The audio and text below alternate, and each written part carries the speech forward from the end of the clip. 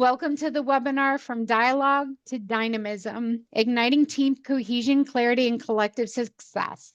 The lecture is being presented by Dr. Martin R. Mendelson, FIA, DFE, CPC.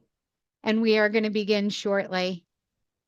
And now it is my distinct honor to introduce Dr. Mendelson. He is the founder of Metamorphosis Coaching and former resident faculty at Spear Education. He has over 20 years of experience in certification in executive, team coaching, facilitation, emotional intelligence, and happiness studies. Martin has empowered leaders and teams across North America to excel and thrive. As a captivating speaker, coach, and masterful facilitator, he unleashes the power of his TEAM approach, guiding clients to shed the burdens of traditional leadership and embrace cohesion for unparalleled growth and fulfillment. In his first book, published by NYC-based Morgan James, it'll be out later this year, and he's newly appointed executive contributor for Brains magazine. And with that, I get to say, take it away, Dr. Mendelson. Well, thank you very much, Jessica. Thank you very much to everyone for joining us. I see we are technically worldwide this evening, so that is super exciting. And tonight, we're going to be talking about tools, tips, and tricks to help you go from dialogue to dynamism. And this is my my second webinar in a 3-webinar series. So I invite you to go back and listen to my previous webinar on the science of happiness, the science of optimism. And you might wonder, what does that have to do with dental practice? Well, I invite you to watch the webinar because, oh boy, do I tell you. But one of the most interesting comments that we received before the webinar was even over in the chat was from a clinician that said, I was wondering how this was going to be relevant to practice, and quote, boy, was I wrong. Now, for those of you who did attend last time, there will be a small amount of review on my background and certain core foundational concepts to the body of my work that I review in every single lecture that I share. However, this is a very small percentage of the whole. So how did this guy end up speaking to you this evening? Well, here was my reality 22 years ago this coming June. When I started practicing, and my nephew was much younger then, that's Steven, who's now in his early 30s, mid 30s, teaching high school math in Florida, I never intended to have a life outside clinical practice. But the universe had different plans for me. And just shy of 10 years into my clinical career, I started having issues with my hand, my right hand, my dominant hand. And within 6 months of the onset of those first set of symptoms, I was out of the practice of dentistry for good. And as you might imagine, that created a lot of questions and concerns in my mind. And little did I know I was going to end up being out of work for 17 months. So go try to find a job when you're in your mid to late 30s. You're just a dentist, too young for some stuff, too old for others, too inexperienced for this, too experienced for that. There was no Google like there is today. And so in my in-person keynotes, I was just at Chicago Midwinter as an example, I talk about a defining moment at the breakfast table when my life changed forever, a moment of sheer panic that my clinical life was over, and what ultimately saved me was a single thought. We're going to not only talk about thoughts today, but how those thoughts lead to what actually comes out of your mouth, aka how you communicate and how you manifest your ultimate results.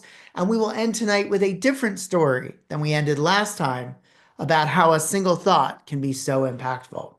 So many of you interact with me today as the short guy with a bow tie who's on all kinds of different types of stages. So how did I go from 17 months of unemployment to spending some time here with you this evening? Well, it was a long road. I ended up working for a dental laboratory and what is now NDX Clearwater, talk about full circle moment. And I ended up interacting with the clients of Florida and actually nationwide on 16,000, yes, I counted, outbound cases from the lab. I then went to Vita in North America, overseeing key opinion leader interactions and education across North America. And in 2011, I joined Spear Education. And I'm extremely proud of the tenure that I had at Spear, helping to contribute to the team's efforts to grow that business, specifically the faculty club as well as the study club. So as Jessica shared with you, as part of my journey, I have quite a number of certifications now under my belt. And so I bring all of this to bear for you this evening to help you go from dialogue to dynamism. Because I've been there. I've been at the chair. I've been in the lab. I've been in corporate. I've led teams of 2 to 22, and I've overseen budgets of tens of millions of dollars. And I have a promise to make to you this evening. My promise is that this is going to be all killer, no filler. It's going to be filled with tips, tricks, and tools for you to be able to deploy and employ immediately after we finish our time here together. And there is a handout that goes along with this educational opportunity this evening that I recommend that you reference. Now, not only do I have a promise to you, but I also have a challenge. My challenge to you is to leave your yeah buts at the door, because some of what we're going to be talking about, in fact, most of it, is probably rather foreign to you. And we're going to talk about how important it is to embrace and understand and be patient with new skill acquisition. So my challenge to you is be present. Think about the content that we're talking about this evening, download the handout, and practice and deploy moving forward. When we finish our time together, I'm going to offer you a gift, just like I did last time. A true gift is one free of any obligation whatsoever. Now, on the handout, you'll find a QR code. And this takes you to something that looks like this. It's called Linktree. By the way, I highly recommend it for your practice because it's super easy to use. But I share this with you because oftentimes this topic in particular, people have questions. So you can find me on social media, you can find me over email, etc. You can find my online learning course. You can find, how to get notified when my book does come out this year, all that kind of good stuff. So look, here's the thing. What I believe my role is with you here tonight is to be your coach. You showed up, so congrats. I'm your self-appointed coach for the night. And a true coach helps any human being go from A to B by building a bridge from where you are today to where you would like to go tomorrow by challenging you, by asking you questions to help you navigate over said bridge, virtual bridge, to get you to a different place. And I will look at you with a smile on my face and say the following that you see on the screen. Your mindset drives your communications, and your communications drive your life. Notice I didn't say practice. Notice I didn't say case acceptance. Notice I didn't say leadership. I said life. One of the things that I really would like you to start to think about is the idea that everything that happens in life, including what comes out between your lips, happens as a thought that occurs between your ears. Sometimes it's spontaneous, we don't even realize it, and it's instantaneous. Other times it takes, 3 weeks to work through. And so in dental practice, we are engaging with this thing that we call team. Hopefully you don't call it staff because that's an infection. Haha, that's an old joke. But I bet you've all heard the phrase, there is no I in team. Fair? But maybe you haven't realized that there is me in team. And all the me's within your practice, your organization, bear responsibility to understand and navigate the thoughts that happen between your ears. And what's going to cause a differentiation in this edition or this webinar versus last time is that we're talking about communication skills. And the individuals you interact with are a very diverse group of people. And I mean that term in every which way it can be defined. And so there are certain basic constructs of communication that you also need to think about relative to basic constructs of human beings. And so this is where we need to start before we get into the tips and tricks. I'd like to introduce you to a man by the name of Abraham Maslow. Abraham Maslow created a theory called self-actualization theory, which is technically a hierarchy of needs. And I want to show you what this looks like as we go into this discussion. It is often portrayed visually in the form of a pyramid, and we will talk about it from the work of Jerome that you see at the bottom of your screen as a reference. So at our core, we as people, not dental professionals, folks, people, require physiologic needs to be met first, basically to be fed and watered. Once we have satisfied our needs to be fed and watered, we get to the next rung, which is the first two-prong rung of our hierarchy. It is safety needs. It is physical safety and psychological safety. We will define this term a bit for you later. Once we feel safe, then we can come up to the area of love, affection, and belonging. Now, given the fact that we're talking about a professional environment here, let's focus on the third word, or belonging. So once we feel there's a sense of belonging, then we go up to our second two-prong level, which is needs for esteem. This is self-esteem, feeling good about ourselves, and esteem from others. Now listen, this is not about getting a trophy for every single thing you do and going crazy thanking everybody for just doing what it is that they need to do for their job. But this is the reality. The reality is, if you look at the data from the labor data, people do not leave their jobs because of money. They may say that, but they leave their jobs majoritively in study after study because they don't feel appreciated. They don't feel a sense of esteem. And once we're there, once we have a sense of esteem, internal and external, we then hit the rung, which is a fancy schmancy term, self-actualization for meeting our goals. Now, here's the thing. It is a hierarchy. And by definition, what that means is we cannot get to the following level until the previous is satisfied. And what I'm going to say to you from over 2 decades of experience, certifications, speeches, facilitations, etc., conversations on or from the lab, is that we get stuck in level number 2.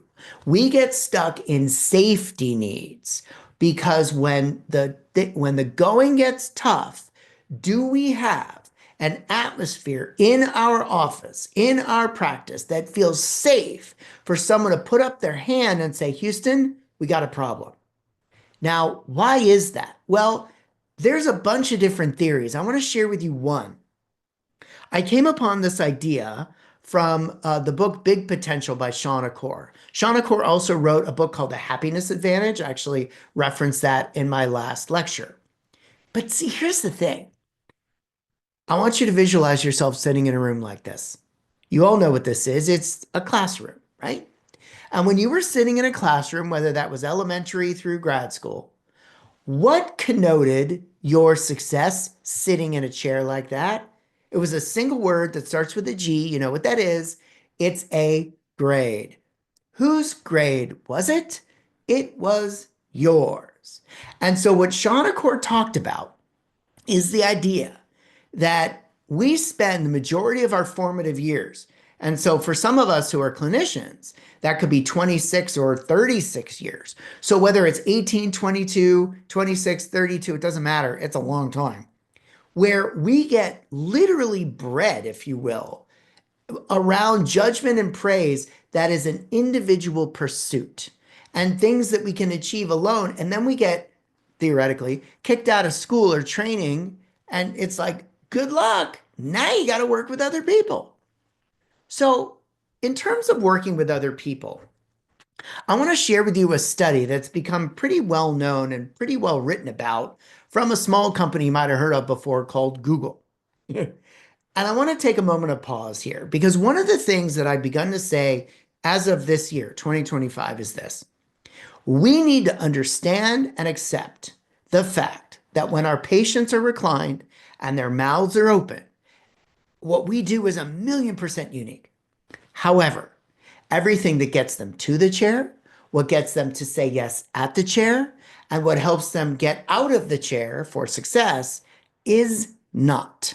And we need to get out of our own way, and we need to understand and address and accept information and learnings from other professions, industries, and the research. So what did Google do, and why are we even talking about this? Well, a number of years ago, they were looking to answer the question you see on the screen. Now, truthfully, what they were really trying to do was to understand what individual attributes did a person need to possess to be successful at Google. And what they found was the complete antithesis, the complete opposite. And this little study, this little, shall we say, endeavor has become known as Project Aristotle. Project Aristotle was so named because Aristotle is very famous for stating the whole is greater than the sum of its parts. Now, I go through this in a lot more detail when I, have a longer period of time, typically in a live lecture. But I do want to share with you one of its singular and most significant conclusions was that success in a team has everything to do with structure and clarity. So it's an individual's understanding of what's expected of them. It's their understanding of how to fulfill those expectations. It's their understanding of, consequences. If they don't perform to the level that's expected, and this is what's important for team effectiveness. In fact, Sean Accor in Big Potential, remember the book from the classroom, states, and I quote, Project Aristotle discovered that it wasn't about survival of the fittest, it was about survival of the best fit. And he goes on to say, it doesn't matter how smart you are, how many degrees you have, how creative you are, what kind of person you are. It has everything to do with how you understand and fit in to the team that you're with. And if you don't feel safe, you will get stuck. And so I'm going to teach you how to have conversations that are safe for you and the other party. But before we go on, I can't help myself because I want to flip this statement that's a conclusion from Project Aristotle, and I want to talk about the referral relationship because I lived at Spear for many years and I very much live and breathe and believe in interdisciplinary dentistry. So when it comes to the referral process, I invite you to take a picture of this. An individual's understanding of referral expectations, the process of fulfilling these, and the consequences of one processes are important for case acceptance. But let's not stop there. What about your relationship with your laboratory? An individual's understanding of case requirements, the process of fulfilling those requirements, and the consequences of one's communication, or lack thereof, are important for case success. So, team psychological safety, as defined by Amy Edmondson, PhD, is the idea that we are able to show and employ oneself without fear of judgment, negative consequences, that you feel that it's okay to put your hand up and say, Houston, we have a problem. But see, here's the thing. Remember the classroom? We weren't taught how to do this stuff. And we all communicate in slightly different ways. And I love this quote by George Bernard Shaw. The greatest problem in communication is the illusion that it's been accomplished. And so part of my life's work today is working with practices and creating an alliance, a cornerstone, an understanding, a foundation that we can rely on when times get tough.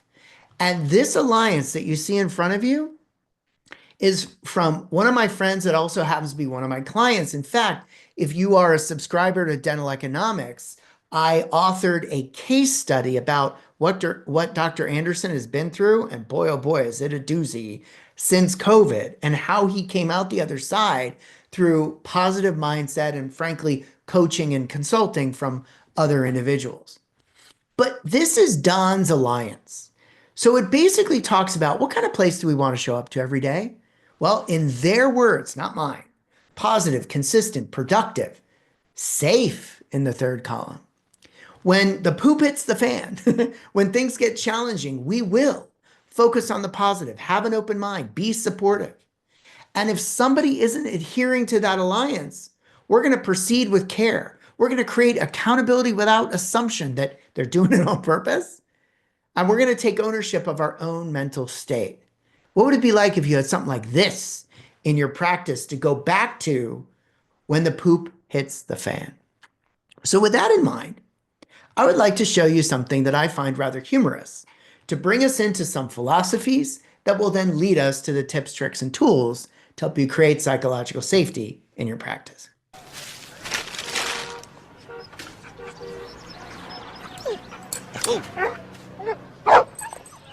Look at the cute dog.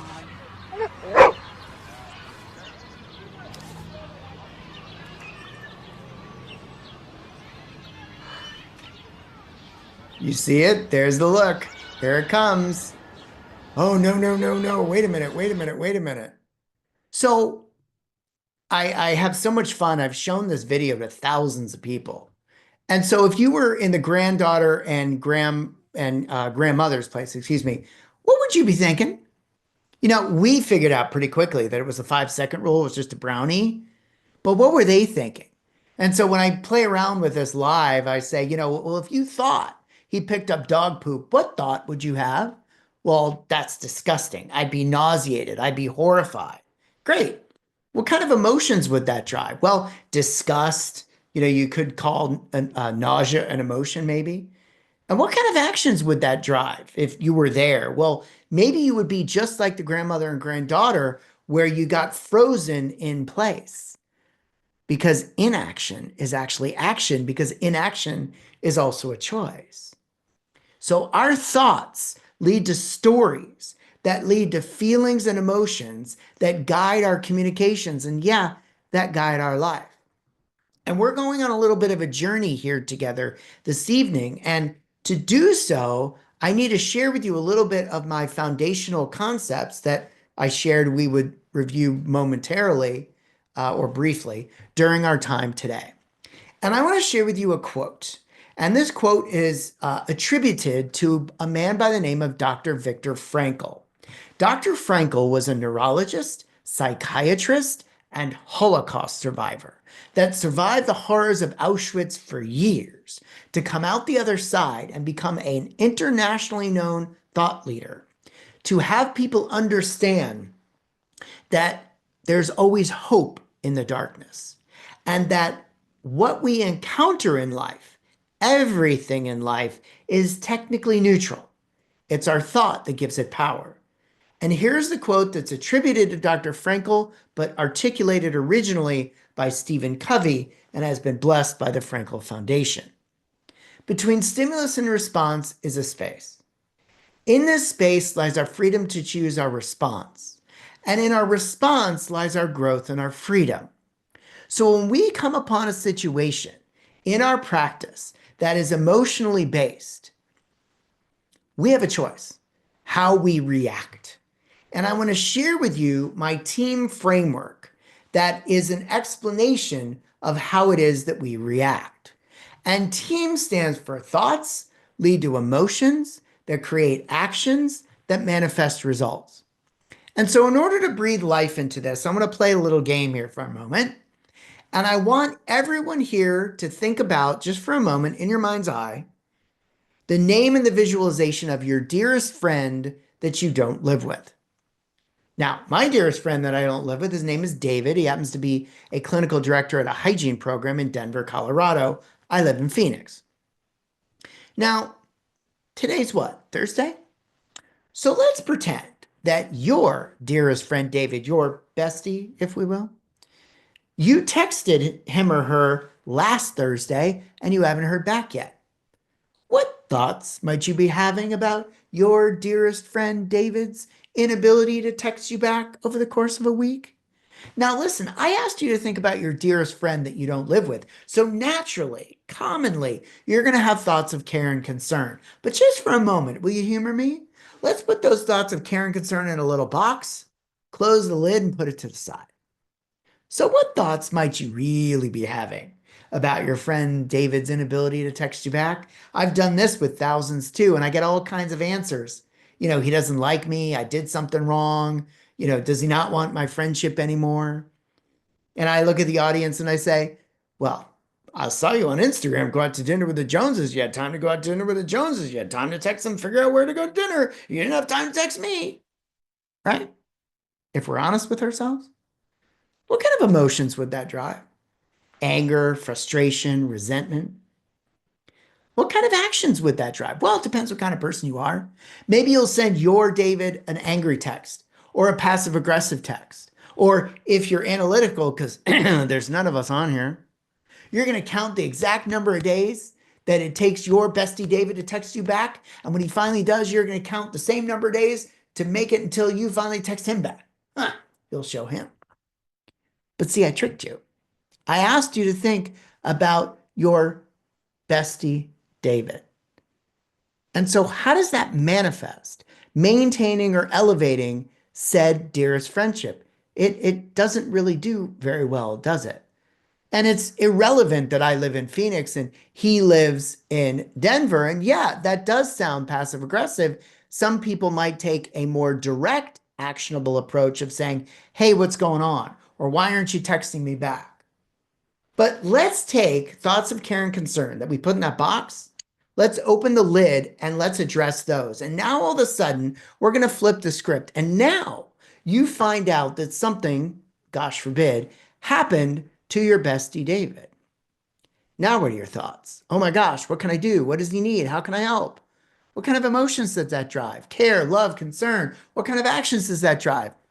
It depends on the situation. You bring them over dinner, DoorDash dinner, take care of the kids or the pets. You get the idea.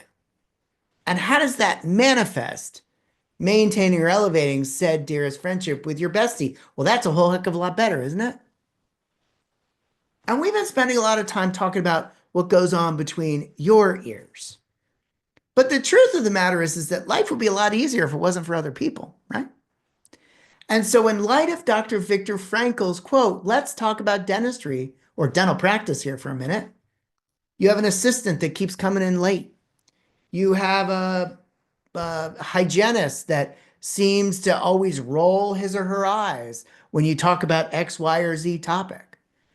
And you observe this behavior, you have a thought about it, it drives an emotion, let's say a frustration. And in the case of maybe a team member that is consistently coming in late, you're getting in your car because you've made a choice of inaction because you haven't said anything. And you're driving to the office and you're already having anxiety about what kind of day am I going to have? How true is that, ladies and gentlemen? I bet you it's pretty true. I know it's pretty true. And so what we're doing is we are jumping to catastrophe. One of my other concepts. In other words, what does this mean? We enter into a neutral situation. We have a thought about it that drives an emotion, and we go from 0 to 60. They're coming in late. Well, they're taking advantage of me. They don't appreciate me. Nobody wants to work anymore. Sound familiar? But see, here's the reality. And I didn't even show this last time. What you're seeing here is my fundamental leadership philosophy that came to my life, thankfully, during one of my certifications. What I want you to understand is that team is comprised of a bunch of me's. And those me's, all in the center in gray, have thoughts that drive feelings and actions that drive feeling and emotions, that create actions that manifest results. And those thoughts and those feelings come from the diversity of their own individual lives that come from, in the green, their own senses of belief and perspective, their senses of value, their senses of purpose. And what we try to do as leaders is mistakenly, or let me rephrase, erroneously, try to lead from the outside in versus the inside out. And so if you look at the dark blue circle on the edge, you see that word at about 4 o'clock, it says productivity. Let's flip that to dental speak and call it production. So we're trying to lead toward innovation, production, communication, problem solving, without necessarily taking into account what's going on between our ears. But when we actually embrace what's going on between our ears, then we can go from the inside out. And we go from self-leadership to team leadership in the light blue. So we can give and receive feedback in the nature in which it was intended. We can create trust and transparency. We can create aligned engagement. And when we do that, we increase production, we increase communication, we increase innovation. So I'm going to show you this next slide, and I invite you to take a picture of this, and I challenge you to complete this exercise at the conclusion of our time together. I want you to think about something you catastrophize, whether it's about your team, your patients, your family, your friends, I don't care. And I want you then, after you look at the thought, like my team doesn't appreciate me, I want you to think about and be honest and write down the emotions it elicits. I want you then to write down the actions or inactions you have when those emotions or feelings come about. And then I want you to think about how is this manifesting the result you're looking for. So this is where we need to stop talking about the mindset stuff and go into the nitty-gritty of the art and science of communication so that you can leave here more well-equipped to handle these kind of conversations, understanding that we as human beings are emotionally based creatures. Now, cute little dog, right? Did you ever hear the phrase, you can't teach an old dog new tricks? Well, you know, I've been in practice for 5, 10, 20, 30, 40 years. This is just the way I've always done things. I'm going to look at you respectfully and with love and say hogwash. There is a concept in the behavioral sciences called neuroplasticity. Neuroplasticity, by definition, is the ability of our brain to actually grow, to reorganize synaptic connections in response to what? Learning, experience, or following inquiry. In other words, being curious. And so when I talk about this topic, I always like to then bring you back, without hopefully causing too much anxiety, to dental school. So doctors, how long did it take you to prep your first crown? How long does it take you now? If I have team in the audience, hygienists, your first quad of scaling, how long does it take you now? Assistants, how long does it take you to set up or break down your first room? Front office, check in or check out or verify insurance, how long does it take you now? Why have you improved and gained in efficiency? Because of repetition, because of learning, and because of neuroplasticity.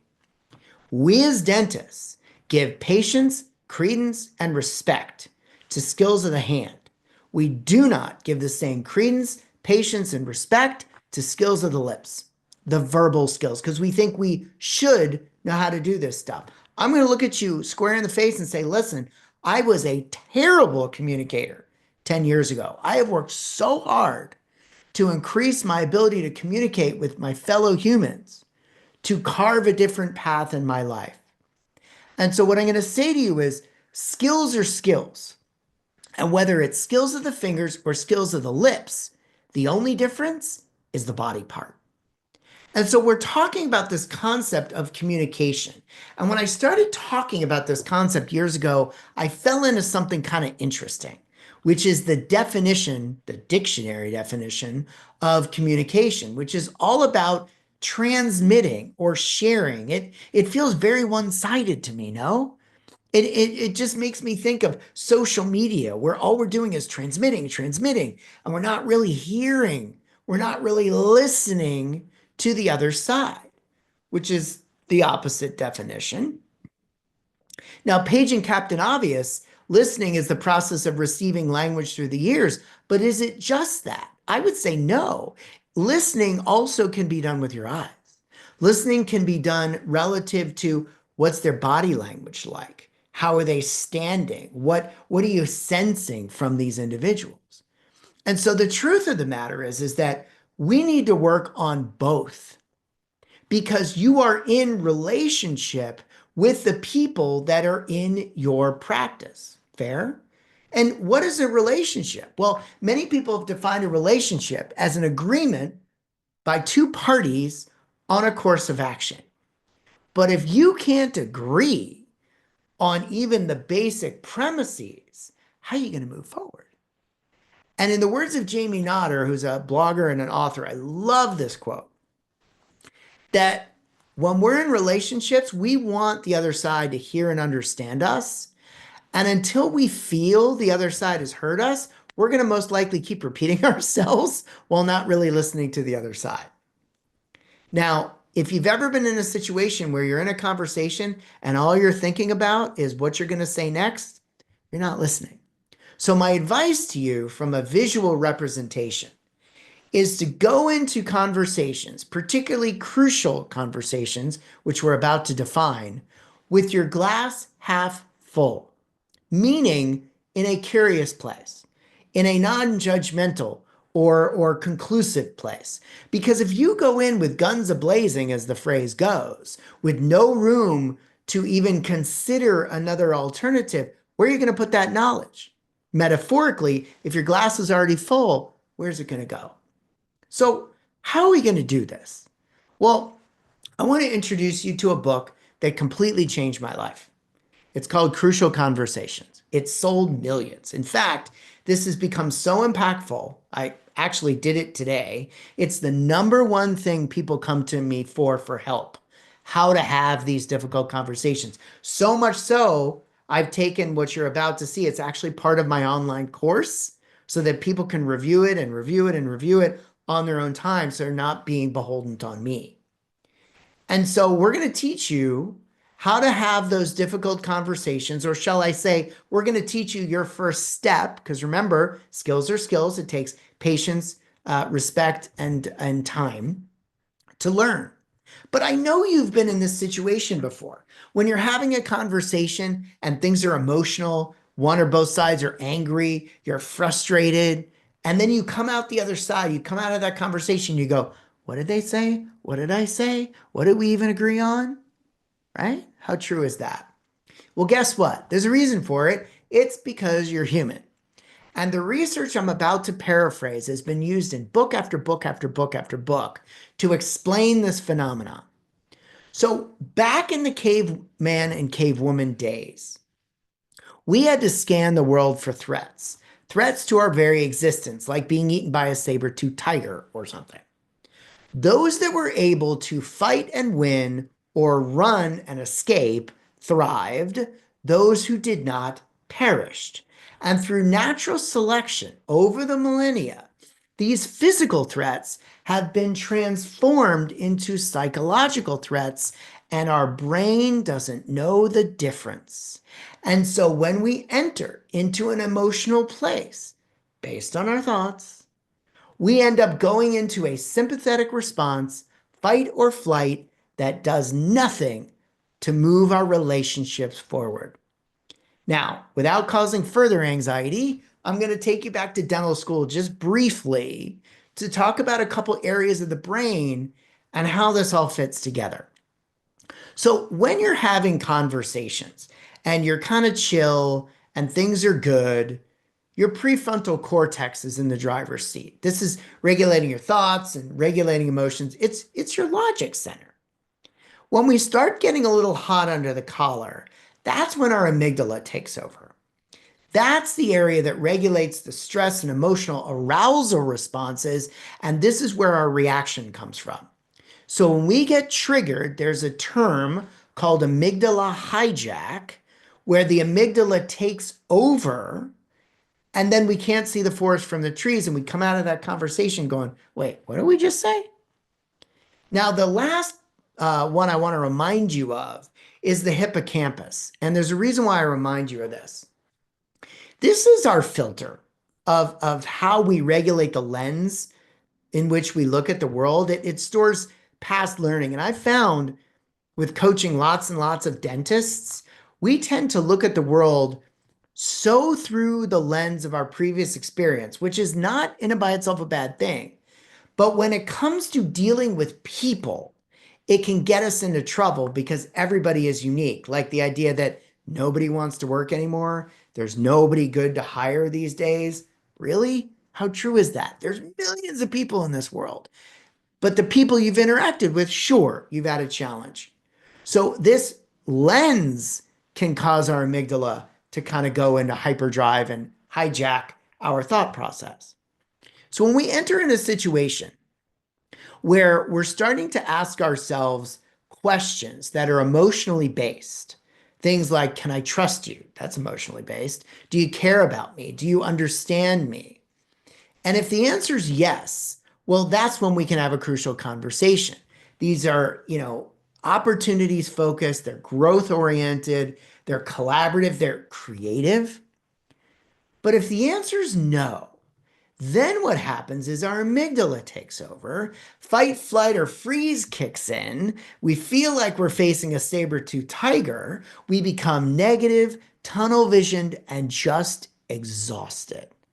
How many of you are exhausted dealing with these difficult kind of conversations?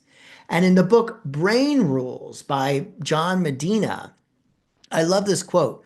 Our ability to understand each other is our chief survival tool.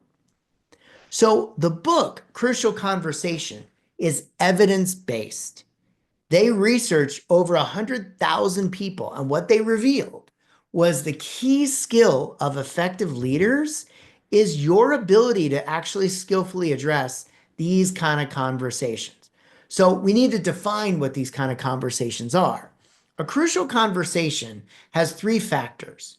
It's when there are higher stakes, when you're not in agreement, and when there's emotion afoot.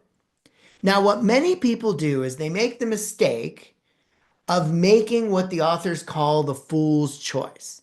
The fool's choice is when you hear yourself saying to yourself, I can't talk to them about that. They'll never talk to me again. I can't talk to them about that. They'll quit. I can't talk to them about that. My sister won't invite me for Thanksgiving.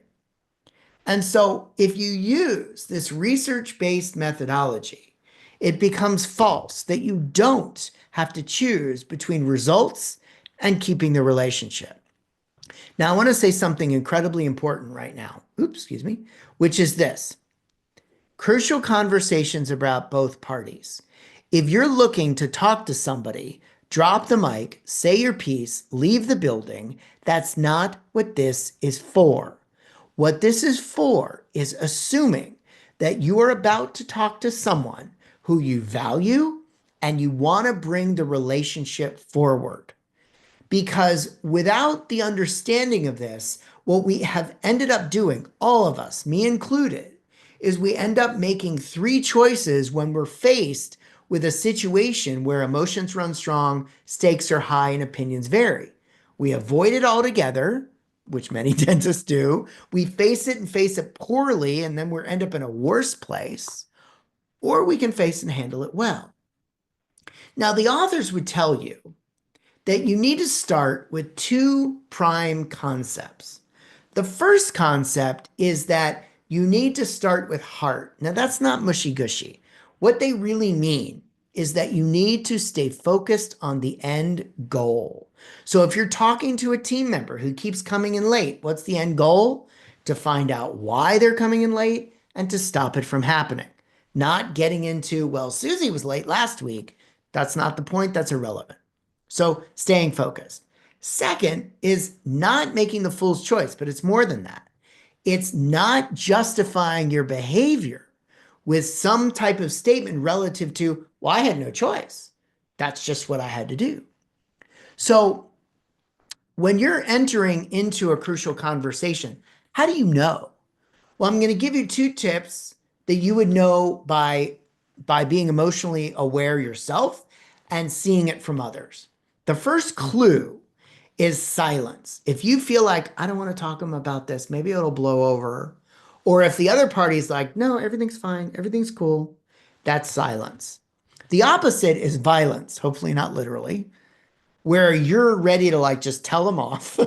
Or the other party is talking to you and they're raising their tone, their volume, they're using coercive or compelling language or foul language. You get the idea. And so what the authors will tell you as the first step, which is critical, is that we need to separate facts from stories. And so when we think about this, this is the author's flow. We see and hear something. We tell ourselves a story that may be accurate or inaccurate. We feel something and then we act. Remember, team? It's the same idea. But I want to give you an antidote. This is a question that I give to my audiences and my one-on-one coaching clients literally all the time. You ready? When you come into a situation and you find yourself thinking something that is conclusive or judgmental in nature, ask yourself this. How true is that? Well, I think it's true. But do you know? Because when you're telling yourself stories, you need to keep three things in mind. A, what are the facts? B, what do I really want right now? And C, what would I do right now if I really wanted these results? So in our remaining time together, I'm going to share with you the framework. This is in your handout. I do that on purpose. And it's 5 simple steps. And the first step is establishing reality. You're removing stories from the conversation. You are simply and only presenting facts. And you have a couple examples in your handout. So an example might sound something like this. So Martin, I want to talk to you about something. The last 3 out of 5 working days, you've come in at least 20 minutes late. Those are facts. Did I editorialize the fact? Did I blame them about anything? Did I use any adjectives or any adjectives? No, I just stated the facts. Step 2, nurture a safe space. Remember, we're here because we want to bring the conversation forward. And so the facts plus presumptive conclusions on your part or conclusive needs, like we need to get them to stop coming in late, is equaling the need for this discussion. You want to look for silence and violence. You're not apologizing for your views, but you can use what's called contrasting, which is a don't do structure. This is critical and magical. So Martin, I want to talk to you about something. The last 3 out of 5 working days, you've come in at least 20 minutes late. I don't want you to think I don't value your contributions to the team. And I do want you to understand this is a problem. Wow, that's a lot better than what the hell's going on, which would be an emotional response. Step 3, now we got to check in with these people and we need to ask their point of view from others. And this is where it gets interesting because you're having this conversation by stating facts and making it safe. And some information may bubble up that you were unaware of that can completely derail or change the conversation. Something like, oh my gosh, I thought you didn't notice. I know I've been coming in late, but my mom's really been sick and I don't know what to do. Well, shoot, that changes everything. But what if that didn't come out in the wash? What if it was just, hey, Martin, so I want to talk to you about something. Last 3 out of 5 working days, you've come in at least 20 minutes late. Listen, I don't want you to think for a moment I don't appreciate you. And I do want you to understand this is a problem. So I'm looking to talk to you and get your point of view. Then you move on to step 4. Step 4 is about sharing your story in an honest way. And you're sharing it as a story, not as fact. And you're not accusing these people. You're simply starting with a disclaimer and sharing the way you're processing. So it goes something like this. So Martin, I want to talk to you about something. The last 3 out of 5 working days, you've come in at least 20 minutes late. And I don't want you to think for a minute I don't appreciate you. And I do want you to understand this is a problem. So I'm looking to talk about this with you and get your point of view. From my perspective, disclaimer, when I have a team member that keeps coming in late, it throws the whole day off. It makes me really anxious and nervous. And it just makes me wonder, like, why is this happening? See what I did there? Did I accuse the person of anything? No, I was sharing my story. Last but not least, you're going to ask for next steps. You're going to use an open-ended question. In the handout, I gave you, I think, 4 different versions of open-ended questions. And look, dentists claim to know what an open-ended question is, but I can tell you many dentists don't deploy them as effectively as they can. And so the end of this discussion could be something as simple as, so what's going on? Or what do we need to do to help you get here on time? Or what do we need to do to stop this from happening every day? An open-ended question.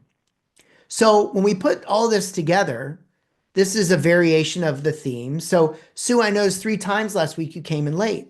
I don't want you to think I don't value you, and I do want you to know I'm concerned. So I was looking to chat about it. For me, I'm just confused. I've even convinced myself, disclaimer, I've convinced myself that maybe you're doing this on purpose. I didn't say you're doing this on purpose. I said, I've convinced myself we're doing it on purpose. Big difference. So it's important for me to stop my internal storytelling. What's going on? Jessica, if we could reshare the link to the handout, Emiliana was asking about that. Last example. How might this sound, team coming to the doctor?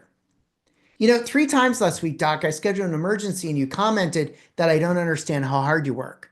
I don't want you to feel like your hard work isn't appreciated. And I want you to know I'm trying to do my best. So I'm looking to chat about this.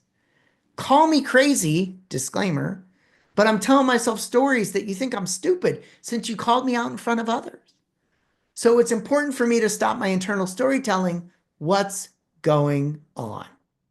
So in the handout, not only is there the framework, but there is this additional sheet to guide you kind of through a self-coaching exercise about why is it important to resolve this?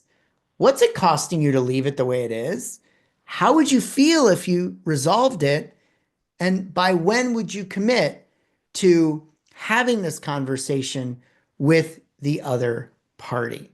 So you have all of this stuff in your handout that I invite you to work through over the next coming days. So what I'd like to do as we conclude, because we're getting near the top of the hour, I want to just briefly review the topics of what we talked about today. I'd like to share with you what my gift is, a true gift. And then I want to tell you a story. Okay? So what did we learn today? Well, there is no I in team and there is me. I hope you learned that, especially if this is your second time with me. That self-leadership and communication starts between our ears. That our thoughts lead to emotions that drive our actions that manifest our results. And we all jump to catastrophe. Difficult or crucial conversations are about both parties and have 5 parts. And last but not least, verbal skills take time to master. Thanks to NDX, we have this in the library. You can review it. You can go to my online course. You have the handout because this time together was not intended to make you be a master of this process. It was intended to educate you on this process so that you can then learn and deploy over time. So, what's my gift? Because your mindset drives your communications and your communications drive your life. Some of you may or may not know that I have a podcast with my dear friend, Dr. Kyle Stanley. It's called Wellness and Dentistry. We are listened to on every continent. I can't believe those words are coming out of my mouth. And this is our gift to the profession. We just recorded our 50th episode. We release an episode every week, and it's all about personal wellness, practice wellness, self-wellness. If you go to my website, there's an opportunity to spend some time with Dr. Stanley and I in the only mental wellness course for dentists in the world. So I invite you to take a look at that. But I at the very least, I want to offer you my gift of our podcast to increase your wellness in your life. So I want to tell you a little story. What you're looking at is a picture of me, poorly shaven, and my friend Ryan. And I'm sure you can see what I'm pointing at on Ryan's forearm. I'm pointing to his tattoos. And I'd like to share with you at the outset that Ryan is so humbled and loves when I tell this story. And so the day this story took place, it was more than 10 years ago. Yeah, we've known each other a while. And we met when we were both working at Spear. And I want you to picture this because it was on some random day and I was sitting at my cubicle. Now, we had just moved in to a very open, brand new, modern, Silicon Valley-esque office area where everybody from the CEO at the time down to somebody at Ryan's level, including me, of course, had a cubicle. Now, Ryan at the time had a very important and very entry-level position. At the time, way back, doctors couldn't just go onto the Spear website and register for a course. There were too many variables involved. So you would call in, you'd speak to one of the consultants, you would sign up for a course, and it would kick an internal form to Ryan and 2 other team members for them to enter it into the database, check the credit card, check the attendance. Well, shoot, if you're a company that makes its revenue by education. That's really important, don't you think? And very entry level. So on this day, I'm sitting in my cubicle working on this project, and it was really intense. And I finally finished it and I hit send, and I looked up and I looked over, and there was Ryan across the hall, across the aisle, talking to our colleague Matt, but he was wearing a long sleeve shirt and dress pants, as was the dress code.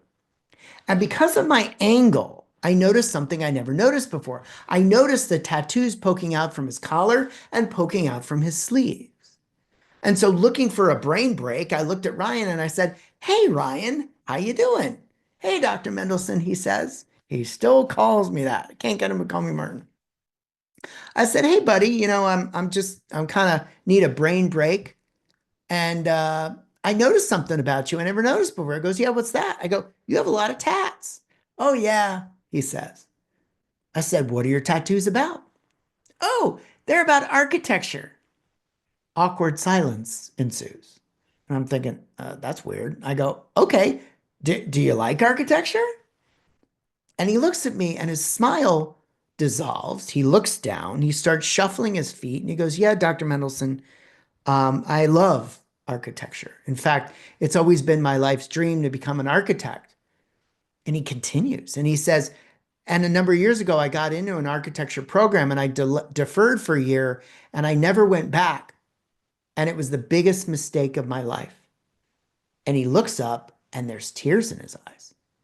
And I thought to myself, well, now you did it, Martin. Look what you did. And so I thought to myself at the time, because I had training in coaching at that point, and I thought there's a reason why he brought this up. And I looked at him and I said, "Ryan, how would it be for you to talk about this? Because it's obvious to us both that this has a hold over you." And he says, "Yeah, I don't know why I told you that. I never tell people that." I said, "Ryan, you used the word mistake." I said, "What would it be like for you to consider that if you went back to that same time and place with the same knowledge, intention, emotion, and passion, you would make the same decision all over again?" It's hindsight that you're using to label that decision as a mistake. Because in my program, a mistake doesn't exist except if you hurt another human being. It's just a decision you made at a point in time that you're labeling. And he looks up, and all of a sudden, there was a light in his eyes I never saw before. And he goes, "Oh my gosh, I've never thought about that before. I think you've just changed my life." And I look at him and I said, "Well, Ryan," I said, "that's really kind of you. We're just talking. I don't really understand." He interrupts and he goes, "No, you don't understand. Ladies and gentlemen, we live in Phoenix, the surface of the sun." At that point in Ryan's life, and for like almost 10 years prior, he refused to own or wear a short sleeve shirt because he was embarrassed. He was ashamed of the mistake he made by not continuing his architecture studies. Can you imagine standing in front of your closet on a daily basis, looking at your phone, knowing it's going to be 115 degrees, and picking out a long sleeve shirt because you're embarrassed, you're ashamed of doing the best you could with the skills you had at the time? Since then, because of one single thought, during Ryan's remaining tenure, he had 3 significant promotions, 3 significant increases in pay. He went from interacting with a computer screen to interacting with doctors. And today he's since moved on from Spear and is a USAA agent helping people with their insurance needs and loving what it is he does. And so I want to end with this thought. The truth of the matter is, ladies and gentlemen, the power to change is within you. You have the skills. We just gave you a different framework. And what you're looking in the center of the screen is a representation of my little enterprise called metamorphosis coaching, the change in an organism from one state to the next. And what you're seeing is an acorn that turns into a beautiful tree. But the acorn looks nothing like the tree that came from it. And the acorn had everything inside it all along to become that beautiful tree. I believe that about me, and I believe that about every single one of you. Today is your first day in being a new, different, and better communicator. Take the learnings, take the recording, take the handout, connect with me if you so choose. But I know that wherever you are today as that acorn, you can turn into a different tree tomorrow. So I want to thank everybody for their attention. And